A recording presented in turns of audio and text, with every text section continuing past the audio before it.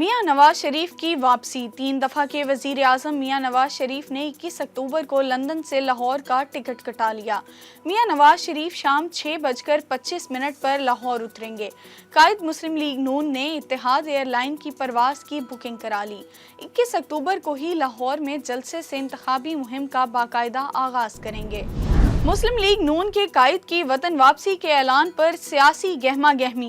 مینار پاکستان جلسے سے صرف نواز شریف خطاب کریں گے، کارکنوں کے سامنے انتخابی بیانیہ رکھیں گے۔ مریم نواز کی تجویز سے پارٹی کے بڑوں نے اتفاق کر لیا۔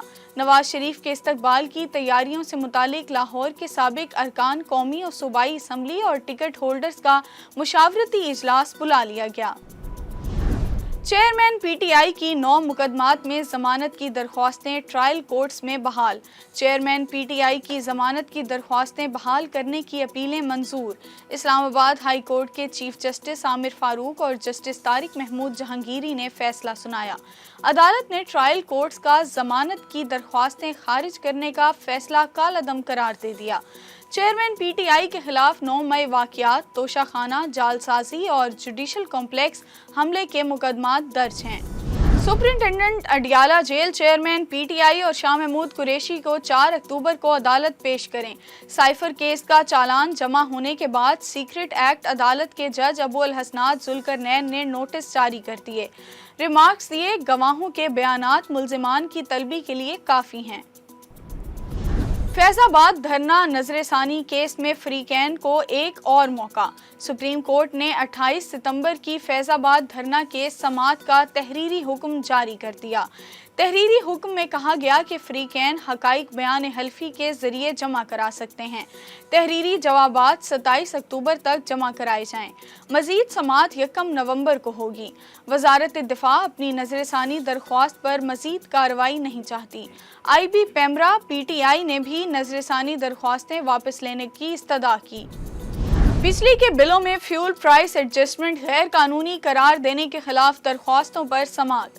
سپریم کورٹ نے ریمارکس دیے، 16 اکتوبر کو دلائل سن کر فیصلہ کریں گے۔ ویڈیو لنک کی سہولت نہیں دی جائے گی۔ اگلی سماعت پر التوا کی کوئی درخواست قبول نہیں کی جائے گی۔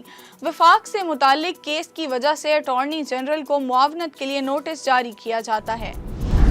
نگران وزیر اعظم نے بچوں کو قطرے پلا کر 5 روزہ انسداد پولیو مہم کا آغاز کر دیا۔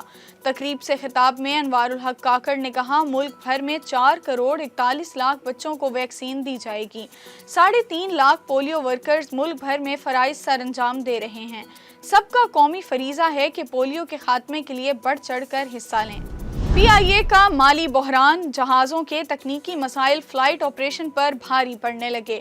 پے در پے فلائٹس تاخیر کا شکار ہونے پر پی آئی اے کے مختلف روٹ متاثر ہونے لگے۔ جدہ تا لاہور، مدینہ تا اسلام آباد اور کراچی تا ریاض فلائٹس میں بد انتظامی کے باعث مسافروں کو پریشانی کا سامنا۔ کامیڈی کنگ عمر شریف کو مداحوں سے بچھڑے 2 برس بیت گئے۔ تھیٹر کے بے تاج بادشاہ نے سٹیج ڈراموں کو نیا اسلوب دیا، ظرافت کو عوامی رنگ دے کر خوب داد سمیٹی۔ 2021 میں علاج کے لیے امریکہ جاتے ہوئے جرمنی میں چل بسے۔